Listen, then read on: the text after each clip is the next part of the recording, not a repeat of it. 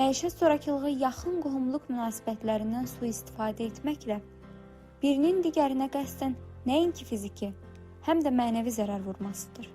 Deməli, bugün məişət zorakılığı haqqında danışmaq istəyirik. Məişət zorakılığı dedikdə nə başa düşülür? Məişət zorakılığı anlayışı məişət zorakılığının qarşısının alınması haqqında Azərbaycan Respublikasının qanununda verilmişdir.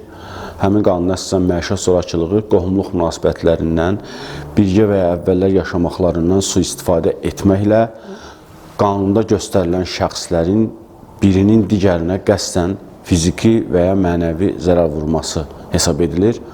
Bu qanunda göstərilən şəxslər dedikdə həmin şəxslər də həmin qanunun, yəni məişət zorakılığının qarşısının alınması haqqında Azərbaycan Respublikasının qanununda verilmişdir.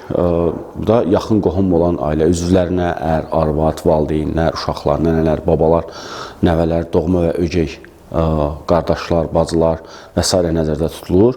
Bir də nikah pozulduqdan sonra ər-arvadın bir-birinə, yəni ayrılıqda yaşayan ər-arvad nəzərdə tutulur. Qəyyum və himayəçi təyin olunmuş şəxslər nəzərdə tutulur.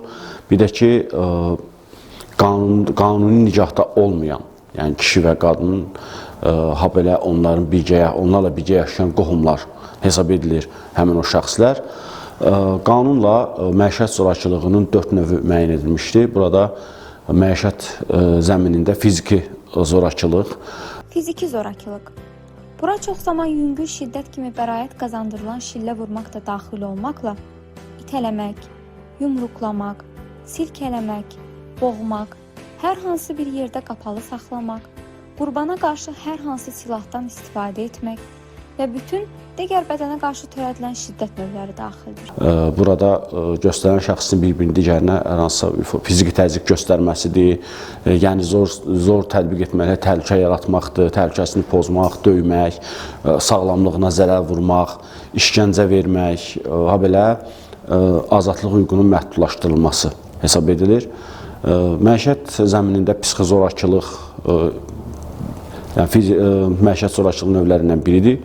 Qadının iradəsinin nəzərə alınmaması, qadınlara məxsus əşyaların onların əlindən alınması, hədə-qorxu gəlmək daxildir.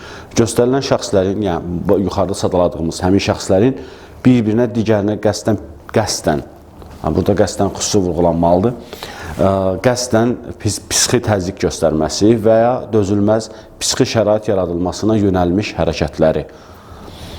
Məişət zəminində iqtisadi xarakterli qanunsuz məhdudiyyətlərin tətbiqi, buna tez-tez eşitmişsiniz yəqin, iqtisadi zorakılıq deyirlər. İqtisadi zorakılıq. Zorakılığın ən az danışılan, lakin ən vacib formalarından biri də iqtisadi zorakılıqdır.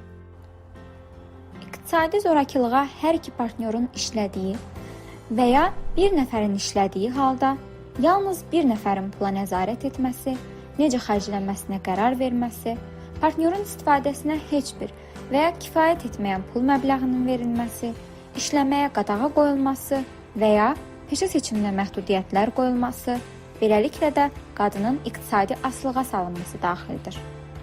Bununla yanaşı qadınlara iş həyatında daha az əmək haqqı verilməsi, cinsinə görə daha yüksək vəzifələrə təyin olunmasına diskriminasiya, analıq məzuniyyətinə görə iş həyatına vurulan mənfi təsirlər də buraya daxildir. Amma qanun bunun anlayışını belə verir, məişət zəminində iqtisadi xarakterli qanunsuz məhdudiyyətlərin tətbiqi.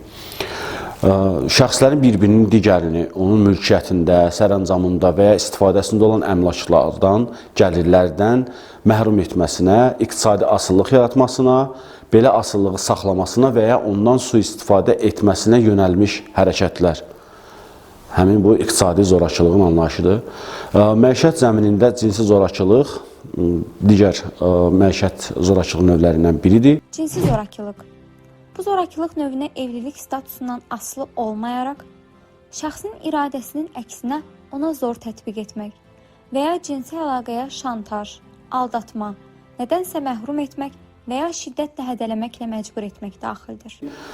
Göstərilən şəxslərin, qanunda yuxarıda sadaladığımız həmin şəxslərin birinin digərini onun iradəsi əleyhinə seksual xarakterli hərəkətlərə məcbur etməsi nəzərdə tutulur. Bu anlayışlar barədə bu qədər. Deməli, sadəcə bunu vurğulamaq istəyirəm ki, məişət zorakılığı əlamətlərində, daha doğrusu məişət zorakılığında cinayət tərkibi varsa, bu halda həmin işə cinayət prosessual qanunvericiliklə müəyyən edilmiş qaydada baxılır. Lakin digər hallarda, yəni cinayət tərkibi olmayan məişət zorakılığı məsələlərinə qanuna əsasən müvafiq icra hakimiyyəti orqanı həmin şikayətlərə baxır 5 gün müddətinə, lakin mühafizə orderlərinin verilməsi ilə bağlı şikayətlərə isə 24 saat müddətində baxılır. Burada müvafiq icra hakimiyyəti orqanı dedikdə yerli icra hakimiyyəti orqanları nəzərdə tutulur. Məişət zorakılığına mübarizə üçün bu problemə dövlət əhəmiyyətli problem kimi yanaşılmalı. İlk növbədə qeyd etdiyimiz təhsil, hüquq mühafizə sistemindəki problemlər həll olunmalıdır.